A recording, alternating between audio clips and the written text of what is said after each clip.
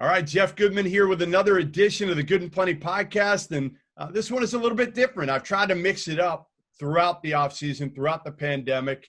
And we're going to touch on a little bit of the Zion Williamson-Gina Ford case. And we've got two people who have been heavily involved in this from a legal perspective. We'll start with Daniel Wallach, legal analyst for The Athletic. Does a lot of other things as well. And we've also got Dan Lust, who deals with sports law. And these guys also do a podcast called Conduct Detrimental, which is very good. And you guys have worked together here for a while. Give me a little more background on the two of you. And again, why you guys are covering this Zion case so closely.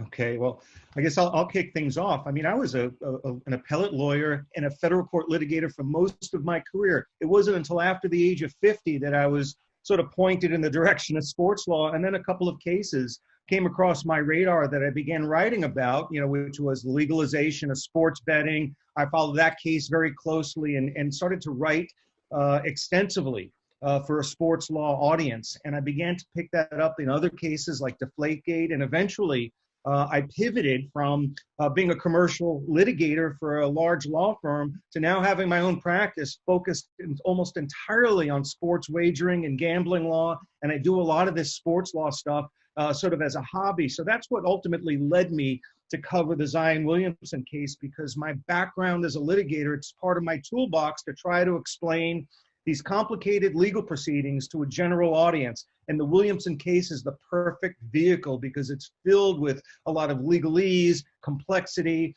procedural jockeying. So I think what I try to do is make that understandable to a mainstream audience. All right, well, we'll get to that in a minute here of kind of if you can explain it to me and dumb it down for me, then you can dumb it down for anybody. So I can't wait to hear, kind of where this Zion case stands, and I'll go through some of the background, the basics of it. But Dan, your background is in sports law, right? Or recently it's been in sports law. I know.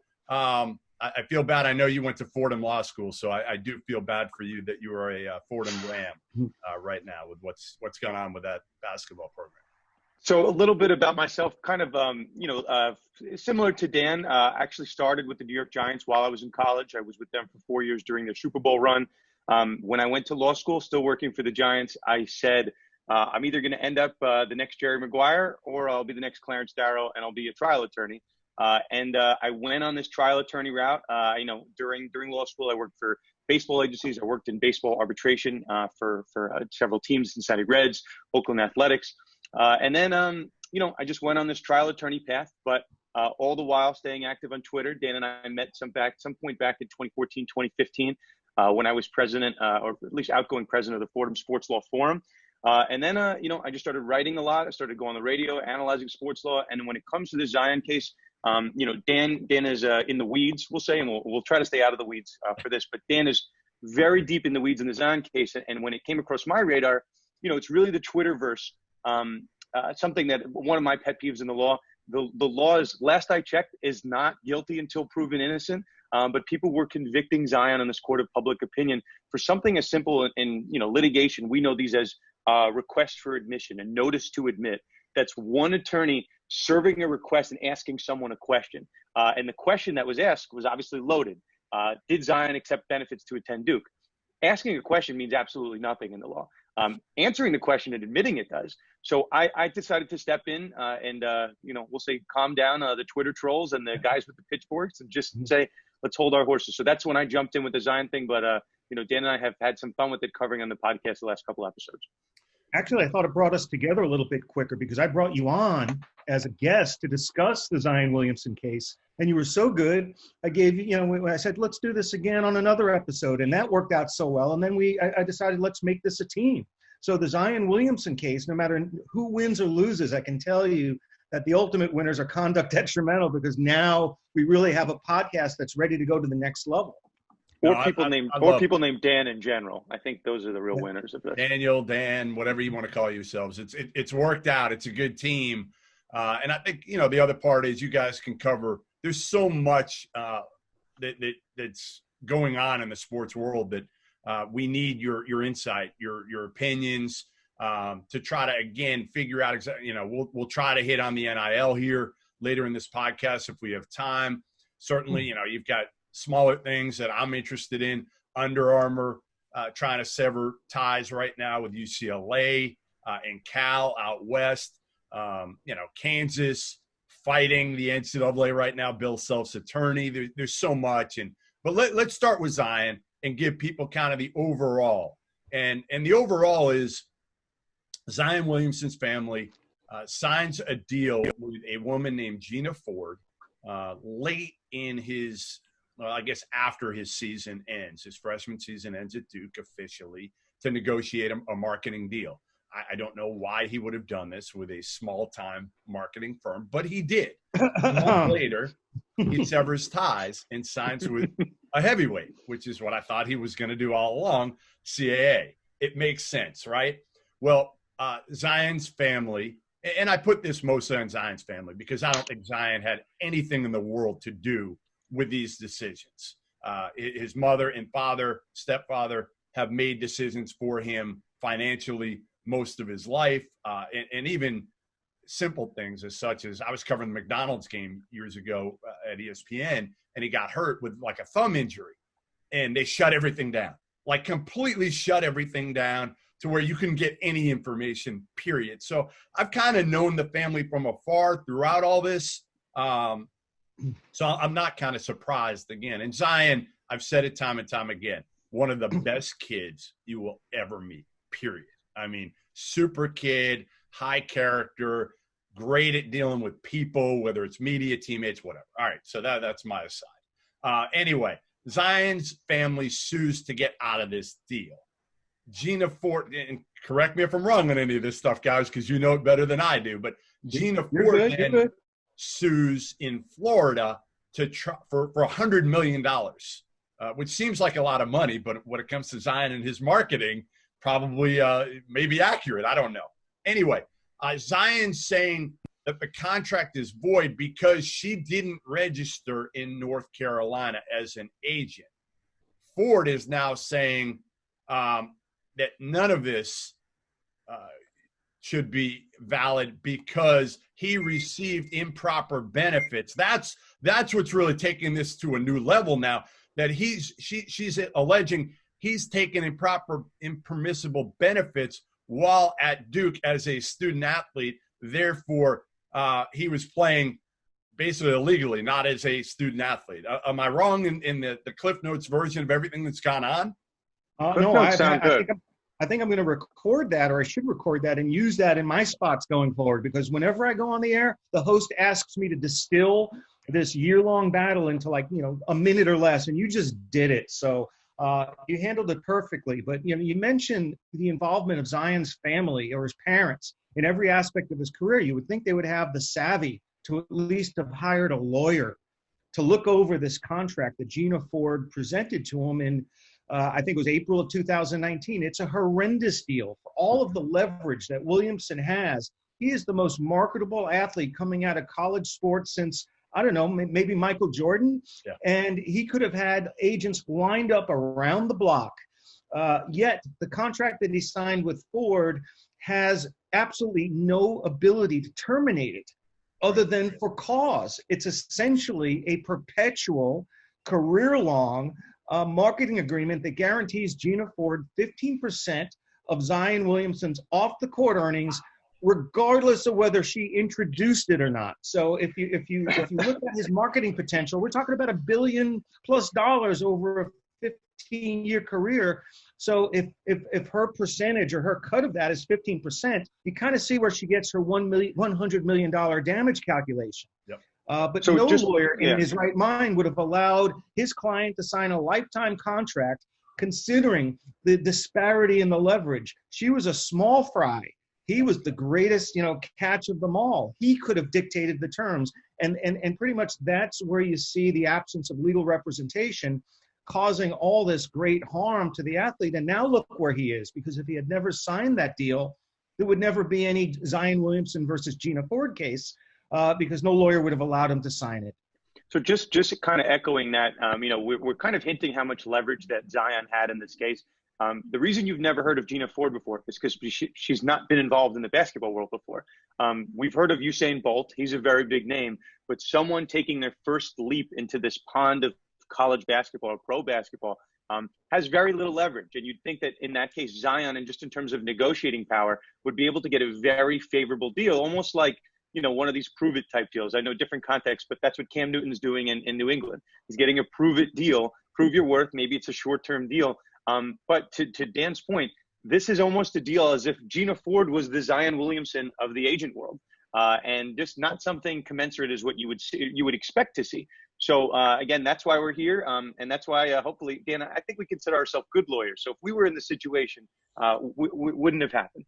No, I think even a bad lawyer would have recommended not to sign that deal. I don't know about that. I don't know about that. But I think what Gina Ford did here to succeed and basically preempt CAA was she got in early. She ingratiated herself with Zion's mother and his stepfather as far back as January of 2019. Now, under this North Carolina law, which is called the Uniform Athlete Agents Act, if you're going to solicit or recruit a student athlete directly or indirectly, and the parents are obviously indirectly, you need to be registered. And over 200 individuals have gone to the trouble of registering as an athlete agent with the state of North Carolina. You know who's one of them? Leon Rose. I mean, all the agents in the industry that want to do business with Duke athletes, they register with the North Carolina Secretary of State. It is a ministerial requirement. You pay $200, and I think the application form is like 5 pages. You could do it in your sleep. The problem is, while it's a ministerial requirement, the downside to non-compliance is that under the state statute, the contract is null and void if you've engaged in any acts that are prohibited by the UAAA while unregistered. And the acts that are prohibited for an unregistered agent are entering into a contract, recruiting or soliciting an athlete. And these text messages that that Zion Williamson attached to the federal court case show the timeline of communications going back months before Williamson declared for the NBA draft, while he was undoubtedly still participating in Duke basketball games and therefore was a student athlete. So in order to blow up his case, so to speak, Gina Ford needs to try to nullify Williamson's status as a student athlete. And the only way that she has to accomplish that is by saying that he was ineligible from the very moment he arrived at Duke because he was paid to play there. And the question is, does that rise to the level of being relevant in the context of this litigation? The student athlete status depends solely on eligibility. And Zion Williamson's lawyers will point out that the statute in North Carolina defines student athlete very broadly as also including an athlete who participates or engages in college basketball. So simply by virtue of the fact that he played the games makes him a student athlete, untethered from his eligibility. All right, so the big question everybody, myself included, wants to know is Zion ever going to take the stand, right? Is he going to take the stand and have to answer these questions of, were you paid? I say, guys, and I know this isn't what you're here for, to speculate. We do it all the time. All right, good. I'm good with that. When people ask me, which they do all the time, I say, listen, Coach K, I don't feel like Coach K, there was any way in hell in the middle of a federal investigation with every college basketball coach having the spotlight on them, that he was paying Zion Williamson. He's not that dumb. And you don't have to these days, okay? Most college coaches are not paying these kids directly. They're allowing financial guys and agents to do that, and they're turning a blind eye. Now, to me, and I'll say this, and I have, listen, Coach K knew he was living, the family was living in a plush house, whether it was worth $750 or $950, whatever it was, and whatever the family was paying per month, whether it was $5,000, $4,000, whatever it was. Durham, North Carolina is a small place. He knew where they were living. He knew that they were getting something from somebody. But I don't think it's ever going to get to a point where Zion Williamson's going to go on the stand one day and say, yes, Coach K took care. No, that's not going to happen. There's no way in hell that's going to happen, guys. But do I think some agent, some financial guy was taking care of Zion Williamson's family? Yeah, probably. And again, that's probably going to be legal in a couple of years here with the NIL. It wasn't legal when this all occurred. So my question to you is, how likely is it that we ever see Zion Williamson or his family, his mother or godfather on the stand, stepfather on the stand, having to answer questions about whether they were paid, whether Kay knew anything about what was going on, where they got the money to be able to afford to live in a house like they were in Durham? So I'll try to give a high level of it. The one part that wasn't in the kind of brief synopsis you put at the beginning. Yep. This part I will try not to get too far in the weeds, but of course, if you're on Twitter, you're following us, you saw that there was a stay that was issued at some point in time recently. So again, it started with the North Carolina case filed by Zion's family to get out of the contract. Gina Ford then filed a separate lawsuit of breach of contract in Florida. So just in the law, just as a general concept, the easiest way to explain this, the O.J. Simpson case didn't have the criminal case and the civil case going at the same time. One happened and then the other one happened. Here these are two civil cases, but the law doesn't want two cases going at the same time that have essentially the same issues involved. Could these cases be consolidated at some point in time? Sure. It just hasn't been the actual mechanism. So Zion, because he filed first, and there's a number of legal reasons which we can get down in the weeds, but he was able to stay that Florida case with respect to himself. So Gina Ford said, well, is the case stayed with respect to CAA, or is it only stayed with respect to Zion? So the reason I bring that up, the judge in Florida, this appeals court said, or that the trial court said that the case is not stayed with respect to CAA. So now where does that kind of leave us? Coach K could be, brought in as a non-party witness in the CAA case. He could be brought in as a witness in the North Carolina case. So, Coach K and Duke have to really kind of watch out in two venues at the same time. Meanwhile, Zion, because of the state, is just watching out North Carolina. Yeah. Now, to the question of how likely is it that they'll go to a deposition, you kind of just have to ask yourself, really on a high level, does Gina Ford have enough at this point in the case to warrant and avail herself to further discovery? Really, maybe it was a week or two ago at this point, Zion made a motion what's called for judgment on the pleadings. And at that point, he's basically telling a court, there's not enough here for this case to continue on. I should win on the pleadings, throw this case out, Judge. And really in the law, that's your time, if you were defending against that type of motion, to show the smoking gun, to put that on the table. Here's what I have. I have this, I have that.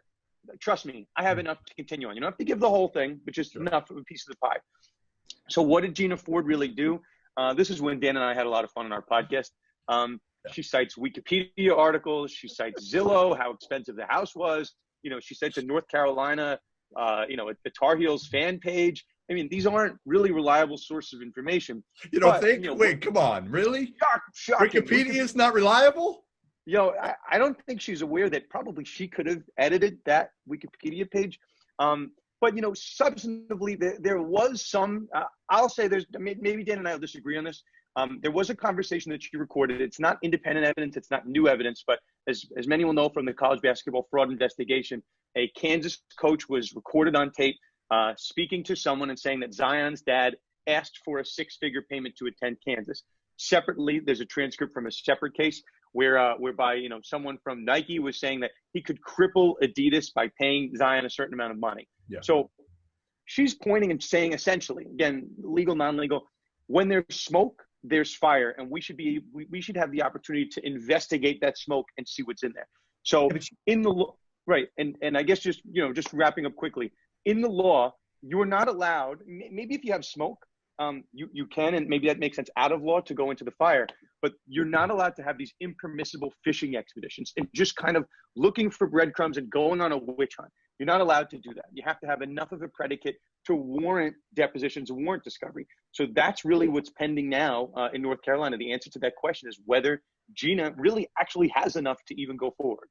Okay. Yeah, I mean, I agree with Dan. She has three what I consider almost insuperable barriers to being able to proceed with discovery here. I think it's unlikely that Williamson will go under oath about the pay-to-play allegations. There's a possibility, though, that he could be deposed about the contractual issues relating to his relationship with Gina Ford.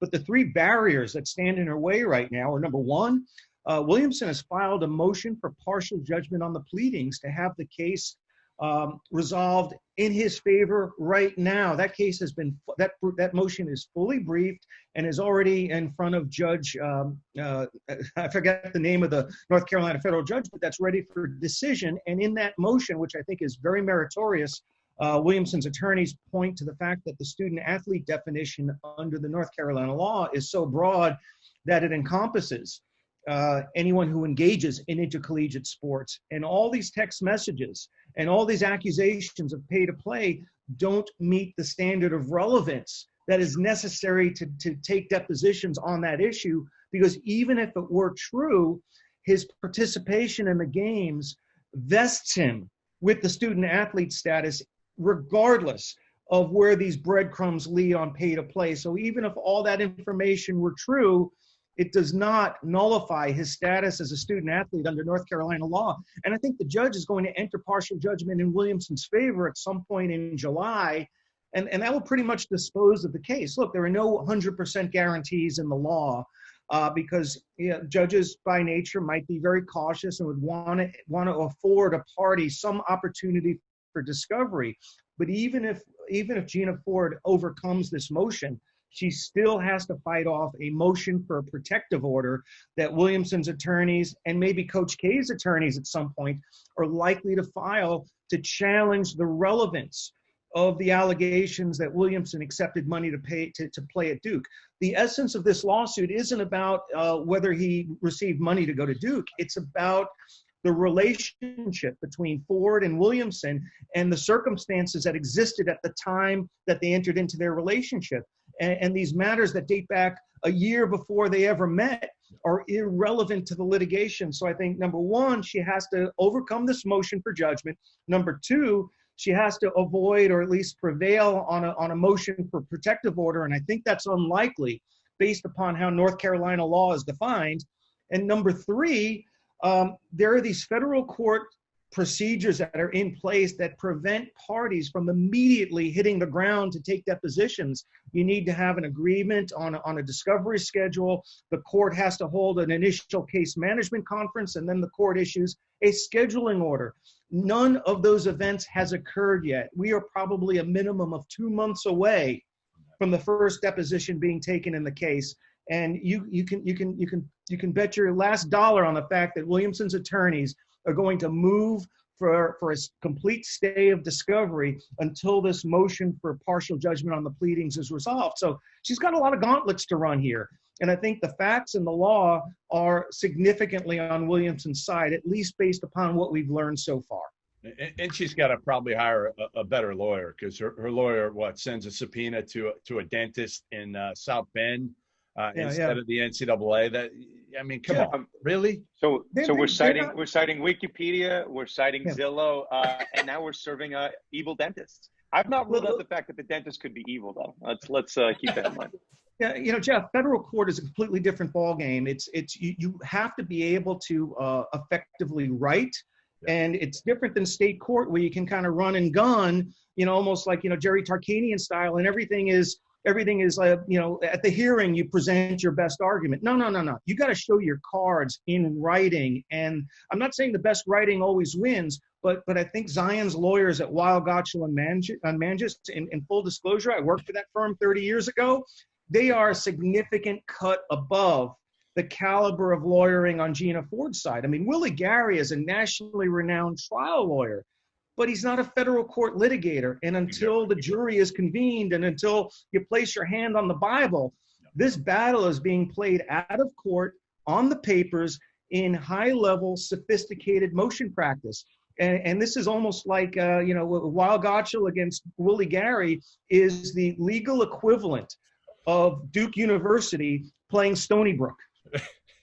Gino Ford is going to like that one.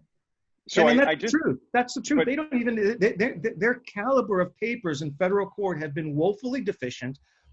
They don't comply with the federal court rules about making your documents text searchable. I know I'm quibbling, but as somebody who's been in the federal courts for my entire career, it's like the definition of obscenity, you know, in the Supreme Court. I know it when I see it. And I know high caliber papers when I see it. And I know kind of schlocky stuff when I see it. And if Gina Ford's lawyers are listening, you know, so be it. I don't care. I mean, this is a podcast, and we're kind of coming out with our real unvarnished opinions. But I think the caliber of lawyering, the facts, and the law are decidedly on Williamson's side. And when you look at the background to how this relationship was entered into, it raises a lot of questions. It really does. It doesn't seem like it would be in the ordinary course for an agent like that with hardly any footprint in pro basketball to land, you know, the whale of a client that Zion Williamson is. But Daniel, okay, so we're talking about two totally different things here, right? I'm in complete agreement that there's no reason that Zion should have to answer whether he was paid by anybody, by an agent, by a financial guy, by Duke. That has no relevance to this case, right? We're all in agreement there for the most part, right? Well, I understand why she's arguing it, but so I understand her argument.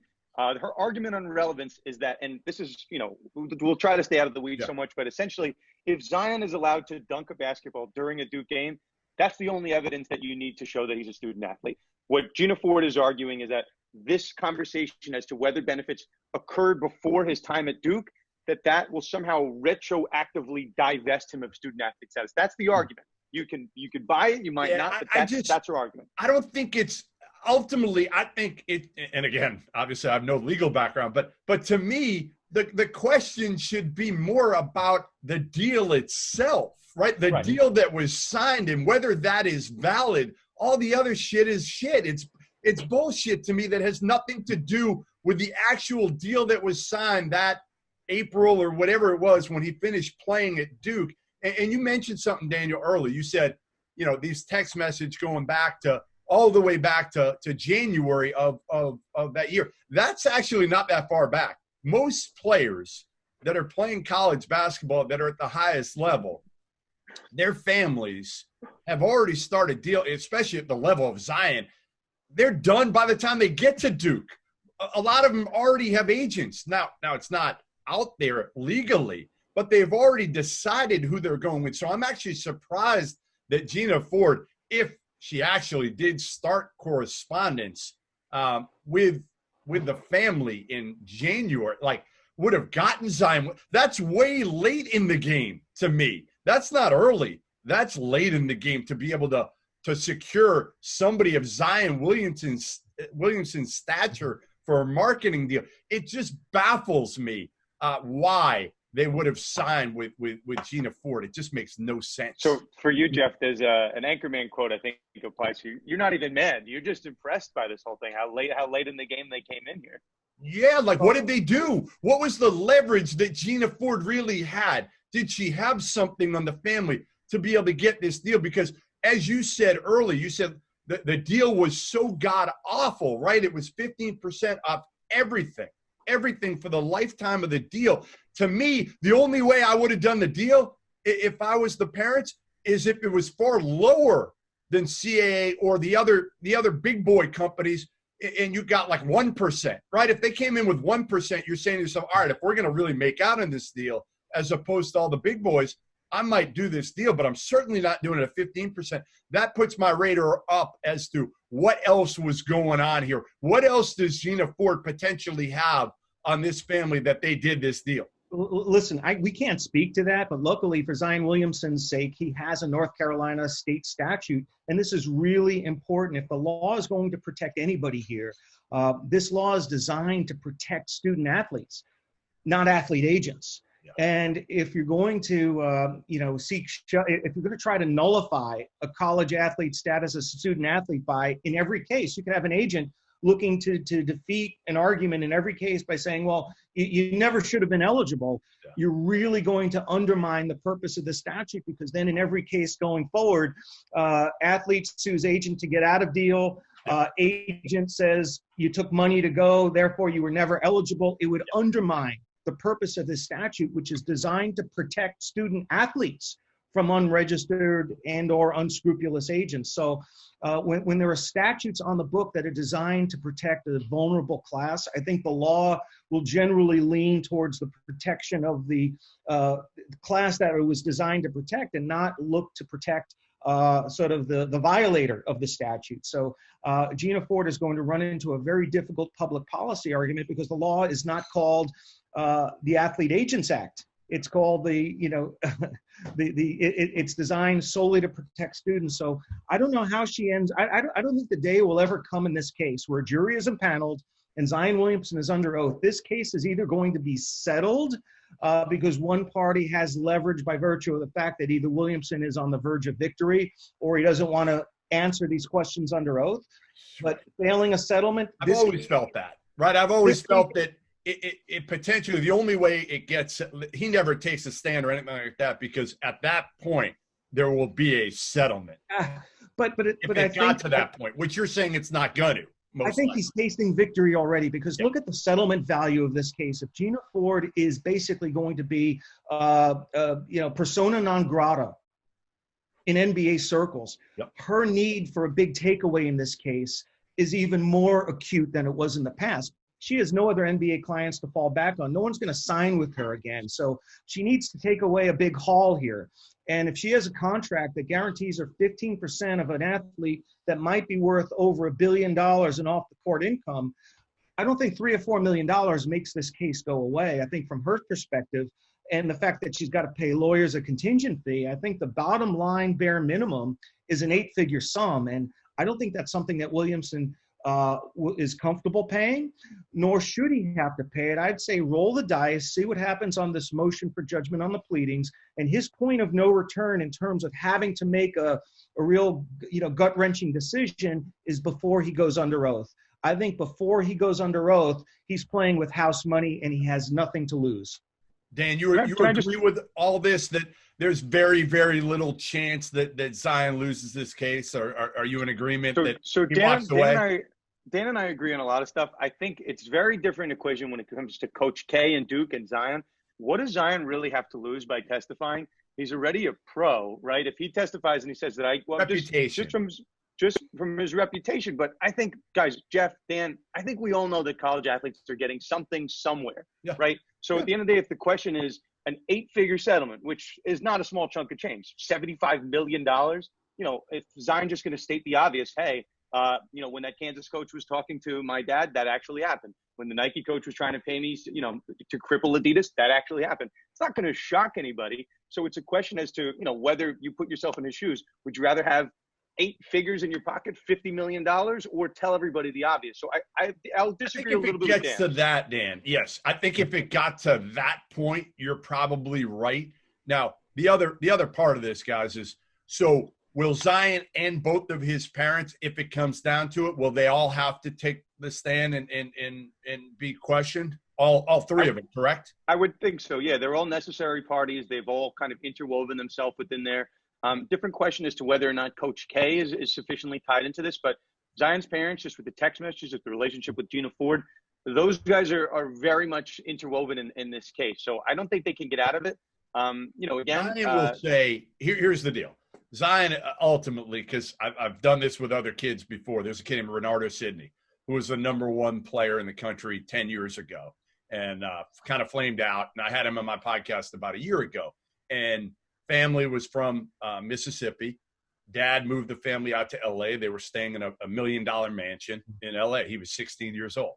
And I asked him, I said, you were staying in a mansion. Like, didn't you ever ask your dad, where you got all this money? He said, I was 16 years old. No, like I didn't even think about it. I didn't care. That wasn't my job as a kid to ask my dad where the money came from.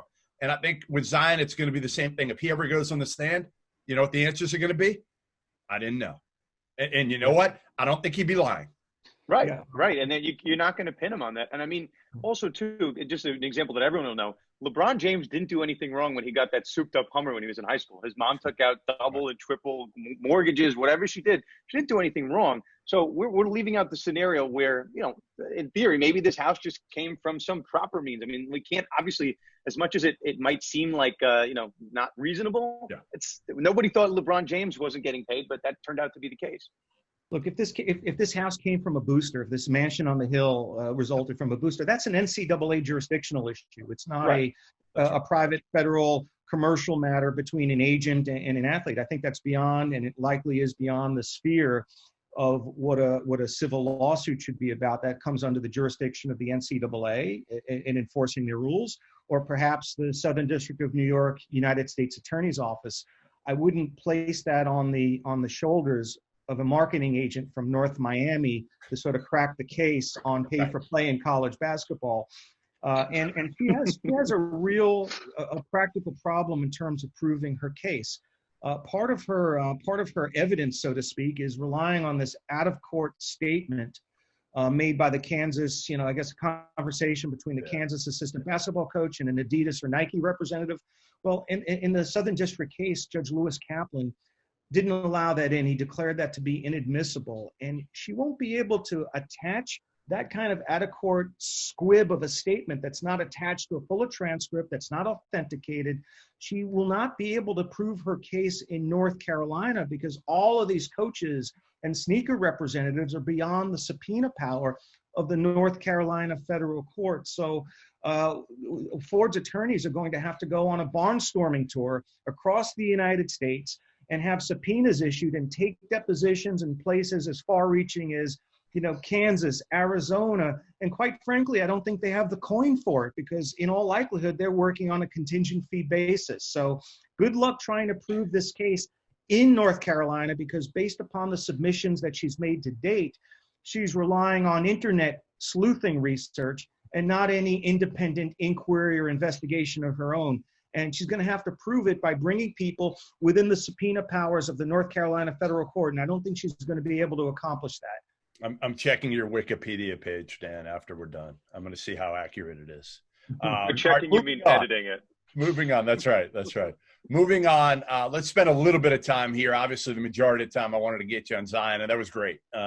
Really insightful in layman's terms for how you think this thing's going to play out where it's at. Because I think a lot of people are thinking that Zion might have to get up there and admit he took money or something like that. And again, I don't think it's ever going to happen. I certainly don't think it's going to happen where he admits he took money from Duke because I don't think that ever occurred. I think that would be ridiculously stupid for Duke or any major program with the landscape of college basketball the way it's been in the last couple of years to be paying any kid directly. I think most of it is going through financial guys, through agents. That's the way it's been for the last 5-10 years, to be honest, within the industry. And I think a good part of the media misapprehends the case. They see these notices for admission and allegations that are in a lawsuit, and that's the headline. And without a legal background, the reporters aren't really sensitive to issues of relevance, admissibility, federal rules of civil procedure. Anybody can make accusations, guys. Anybody can make accusations. You started with that. That's when they call on the Dans. They need us to translate the legalese.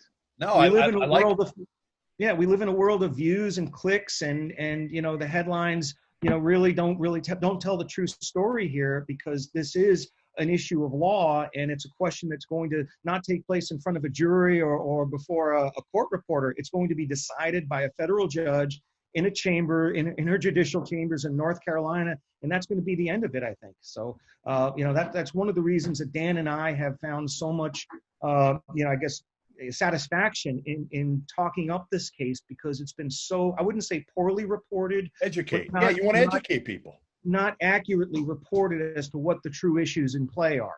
All right. We have social distancing now, but Dan and I are doing the shake and bake thing right now. That's okay. Well, all right. One thing that is not going to go away is name, image, likeness. It's been the hot button topic in college sports for the last year or so. And it looks like Mark Emmert and the NCAA have succumbed to the pressure. Ultimately, they didn't want to do this. They didn't want to give name, image, likeness to kids, but they felt like they had no choice. So Emmert's come out and said there will be something. We will announce something by January of 2021 because, frankly, the politicians had already got this thing into motion where there was no choice but for the NCAA to do something for kids. I felt like all along they're going to do it at a bare minimum, at the lowest level they can do it to still appeal and appease people. But now you've got the Florida governor, Ron DeSantis, earlier this month, signing a bill in which it looks like it's the third state that's done this, California and Colorado, but Florida's law is set to go into effect 18 months earlier than the other two. And basically, they're forcing the NCAA's hand, aren't they? And they're saying, listen, whatever you do, if it's not enough, we're going to do more, so you have no choice. Help me out again in layman's terms here, where everything's at, where you see it heading, because ultimately the NCAA is going to be the ones that's going to have to make a decision here, aren't they? So if you hear that noise, that's the sound of the clock ticking. Tick, tick for the NCAA. They got to figure this out. Yep. So, Jeff, I'll try to do as good of a job as you did summarizing Zion in like 60 seconds, but we'll get it done. So California, everyone was all excited when Governor Newsom signs into law. He goes on LeBron's show. Athletes can get paid. Well, like Lee Corso says, not so fast, my friend. They set that all the way out in 2023. So the NCAA, they say they want to give them time to figure it out. Meanwhile, all these different states are popping up around the country with not exactly what they're doing in California, different machinations of the law. Like in New York, athletes are going to get a piece of the revenue of the school. There's all different types of things. So the NCAA says, guys, we heard you. We want to come up with a uniform system. So what happened really about 6 weeks ago, the Name, Image, and Likeness Committee gave their recommendations. And, it was just kind of boilerplate stuff. They don't want athletes to look like pros. They want to, protect certain things. And I think some of the issues people took away, if you're a Nike school, the quarterback can't be a Nike guy. The point guard can't be a Nike guy. The reasoning being, perhaps you don't want to compete for assets against your own school. But that kind of leaves it open to an attack. Well, are you allowing your top guy to be an Adidas athlete when you're a Nike school? So no, they're not going to. They're not going to allow that either. They're not allowing conflicting companies. So there are guardrails, is what we're saying. A lot of guardrails. Right. So if we're kind of issue spotting, that's kind of chopping away at what athletes can do. They're not going to be making millions. And then they're saying guardrails will be coming. So at some point between now and January 2021. So what I've kind of, just on the radar, there's nothing stopping the NCAA from capping these earnings at some crazy number. Let's say it's $10,000 or $5,000. So these guardrails are starting to look something a lot like in the law that we would call an antitrust law, improper wage restriction. So that's why the NCAA is reaching out to try to get antitrust exempt status, because the second they put a system in place, all of a sudden it's opening itself up to antitrust challenge. And, Jeff, I'll just leave you kind of with the breadcrumb. This kind of happened years back with this College Football Association when there was a separate a group of teams that tried to form a separate league to try to get different TV deal rights.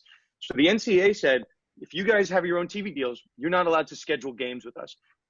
That looks a lot, again, like an antitrust law, something that's called an illegal group boycott. The reason I bring it up in this context, the second California passed fair pay to play, Ohio State popped up, Wisconsin popped up. We're not scheduling games against you, California, because you're going to have an unfair advantage. You're going to get your athletes paid. So now, all of a sudden, California kind of moves out of the hot seat, and all of a sudden, it's Florida. July 2021 is when that's supposed to come into effect. So, in the last year, we saw the NCAA threaten to not play California schools. You have to expect that's on tap for Florida schools. Yeah, and as a footnote, Governor DeSantis is a former collegiate athlete. He was captain of the Yale baseball team. So I don't think there should have been any doubt over whether he was going to sign that piece of legislation into law. I think what the NCAA reacts to is pressure.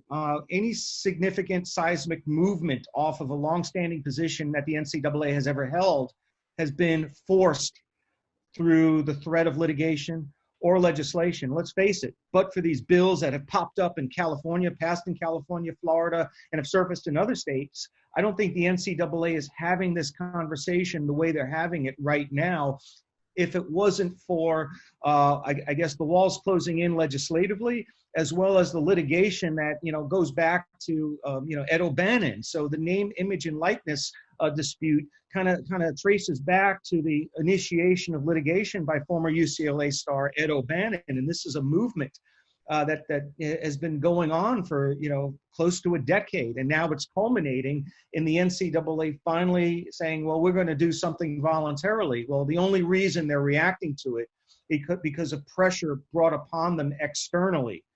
And I think the pressure needs to be kept up. But from one vantage point, I understand the NCAA's concern because you're going to create disparate recruiting advantages across the country 100%. Between the states that have NIL laws and the states that don't. I mean, if you're a big time, prospective college, basketball player or football player, well, aren't you going to go to a school that plays in California or Florida over one that's in Missouri or Michigan that don't have NIL laws? So it creates a competitive imbalance, and it kind of undermines what the NCAA is trying to accomplish with this, notion of amateurism. So I see this ultimately heading to hopefully some kind of federal legislative approach that might be not as neutered or watered down as Marco Rubio's proposal, but actually provides meaningful economic benefits to student athletes that has some level of uniformity across the board and consistency without any arbitrary restrictions, caps, or limitations. How does that happen, guys? What's the steps that need to occur? Because again, you've got,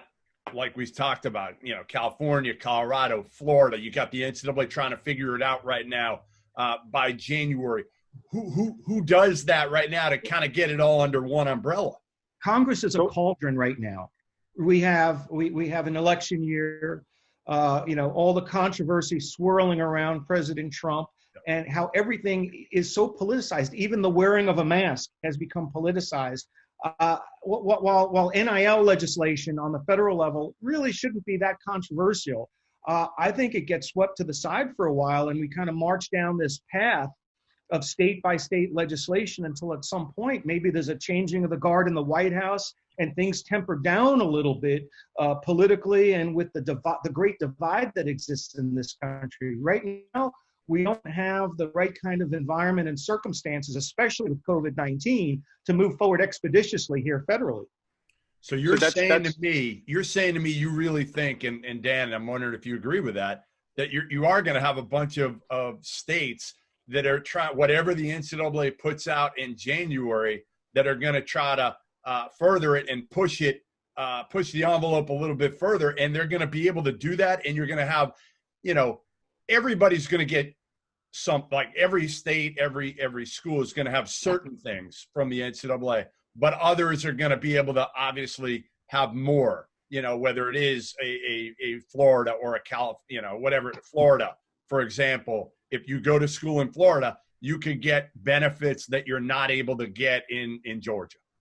So for example, just because I wrote a long form article on it. I mean, at the end of the day, like New York, New York's not such a football or basketball powerhouse, but they have a portion of their law that says if whatever revenue the school makes, the athletes can get a piece of that pie. So that's not the case in California, for example. So I think if everyone's kind of watching the time frame, I think there's going to be a world, because the NCAA has applied for antitrust exemption. I don't think they're going to get it. I don't think there's any reason to treat them like Major League Baseball and just give them this side status when they've shown over the years that they haven't really, been worthy of that.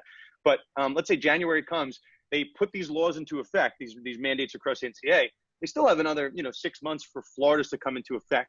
So I think there's a world where that just invites antitrust challenge, and you see that play out in the courts. And I think, Jeff, just kind of important to note, this is my take on it as a college basketball fan, college football fan. It's not so long ago where you had the top pick in the NBA draft be, a 4-year starter at college. There's a version of this world, if the NCAA can think about it properly, where there is more money to be made in college. If you have a guy that can make $5 million a year as the big man on campus at UCLA instead of dropping to look at Zion. Look at what Zion could have made. Honestly, he could have probably made more money through 100%. Social media and everything that comes along with it and endorsements than he could have made. He makes in his first actual contract. Take the marketing deal out of the equation once he gets to the pros. But his first actual contract in the NBA, he could make more money in college. There's a chance. 100%.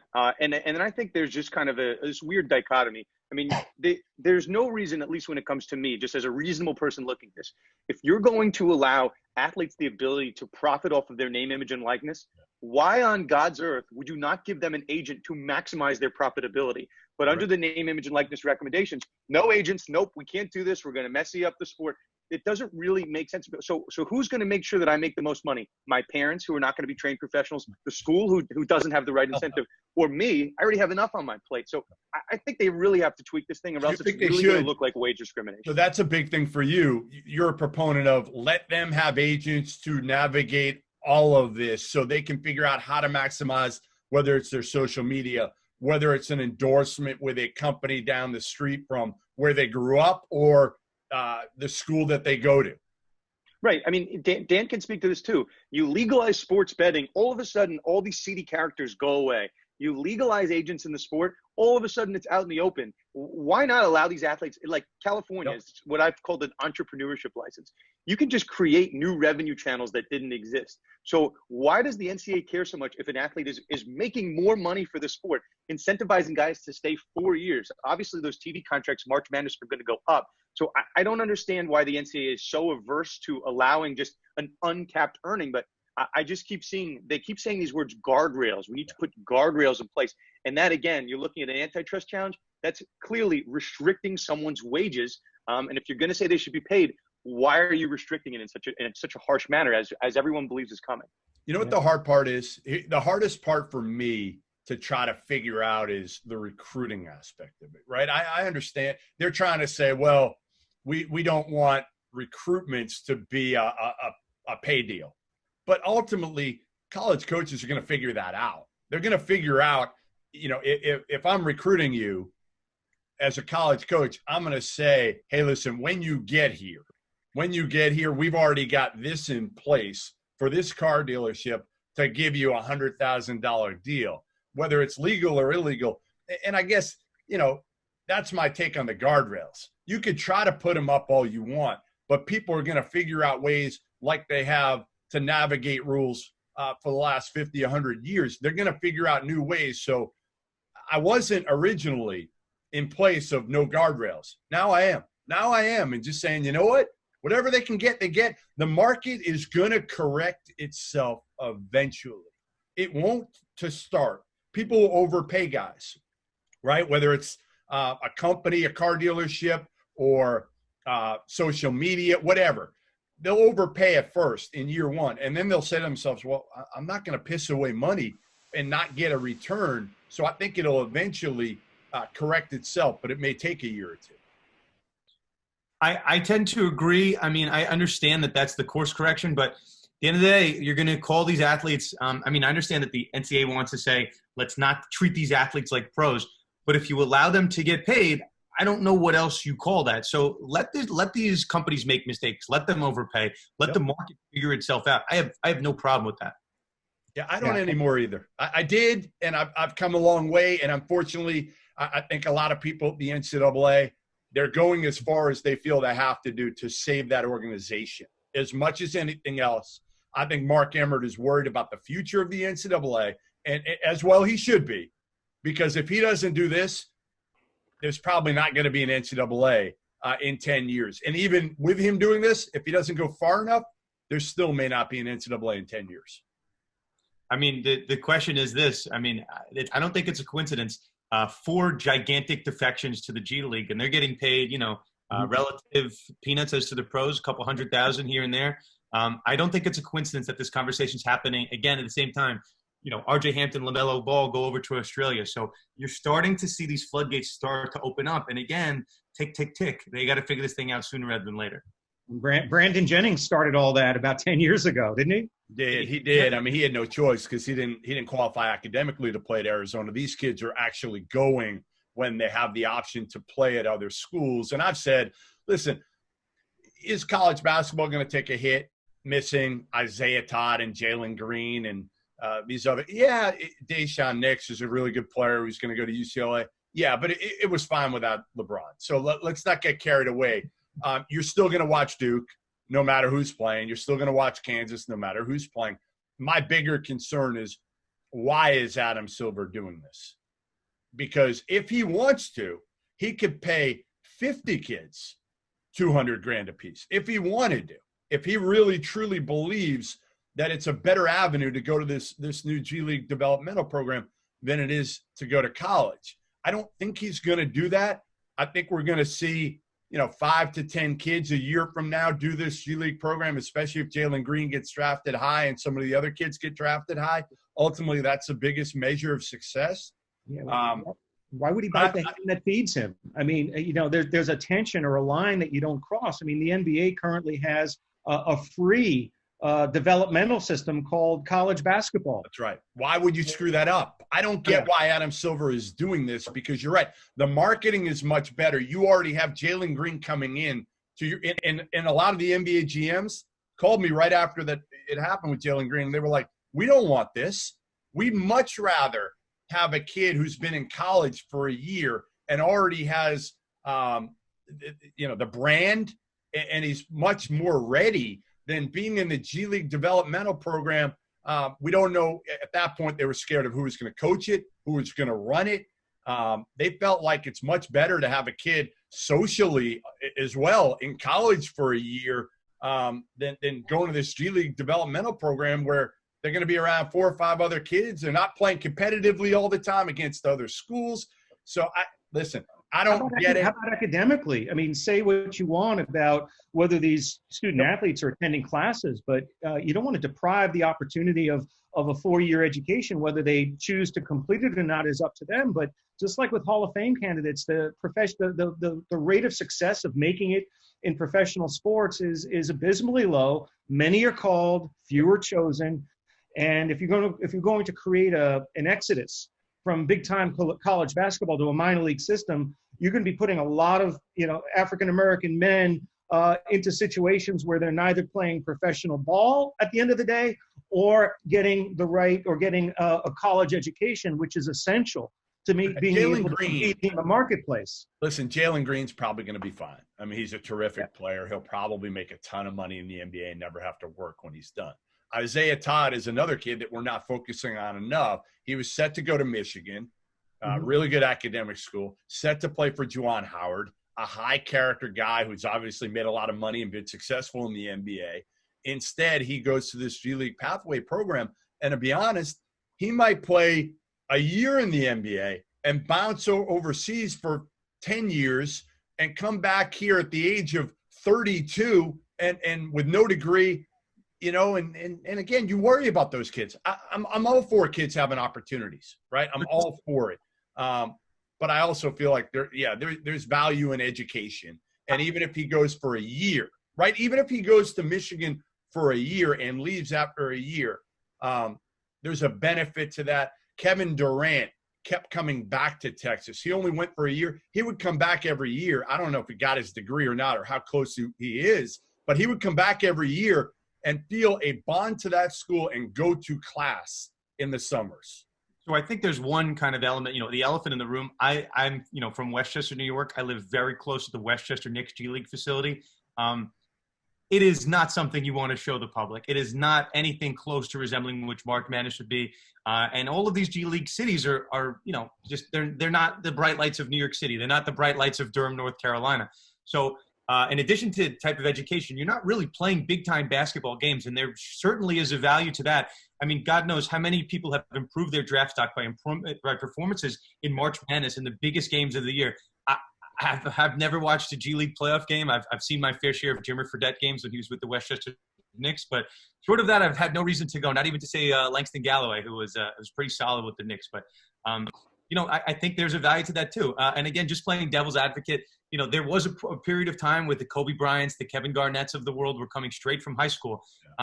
People will argue, and I'm sure there's listeners to this podcast that just say, hey, let some guys go straight to high school. But it's weird for Adam Silver, who also, guys, controls the one and done rule. If he just allowed to open that up, he got rid of that rule.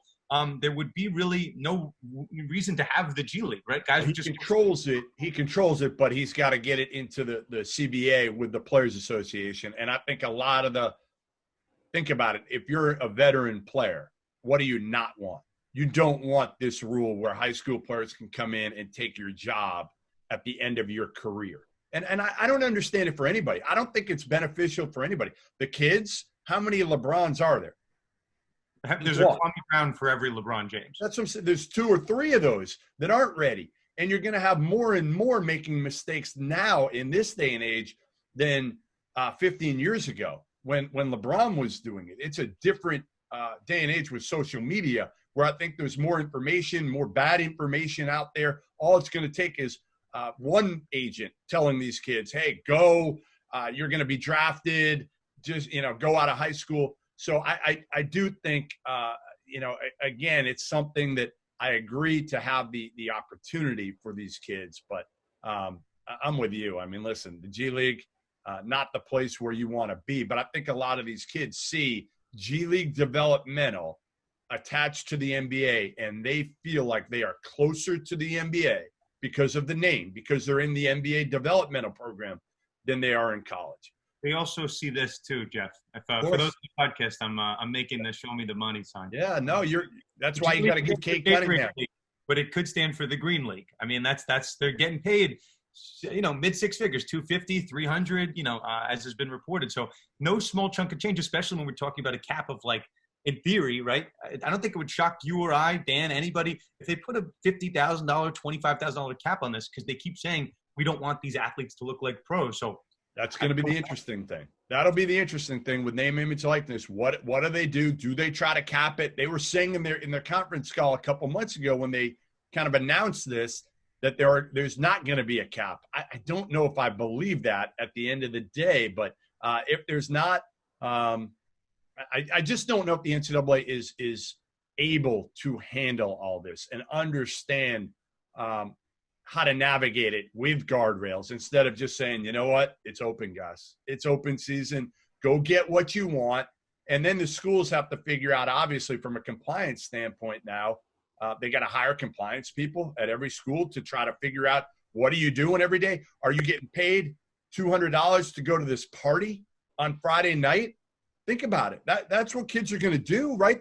If you're running a party at Duke and you want to fill that up, aren't you just going and offering any Duke player, hey, the whole team, I'll give each one of you $200 or $100. Just stop by. All you got to do is come by for 10 minutes so we can say the whole team was here, and we are going to pack it in. We're going to charge everybody $50 to walk in the door, right? I mean, I'm going to that party. I don't know about anybody else. We all are. So anyway, listen, I really appreciate you guys coming on. You're doing great work.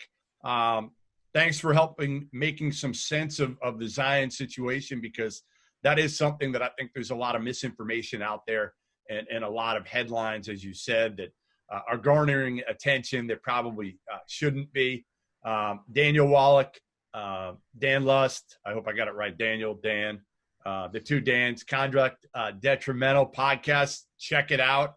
How many episodes have you guys done now? We've, as Conduct Detrimental, 49, but as Dan and I together, I think we're up to 3. All right. So we're a new team. My former co-host is now the general counsel of the Tennessee Titans. So he retired from the world of podcasting and has actually gone into real sports law. Although Dan and I are in sports law, my partner had a different career aspiration, and he's definitely big time now. But Dan is filling those shoes very effectively, and I think we have such a great chemistry with one another that I think the show is going to go on to new levels. His mastery of social media technology. We even have a guy running our social media.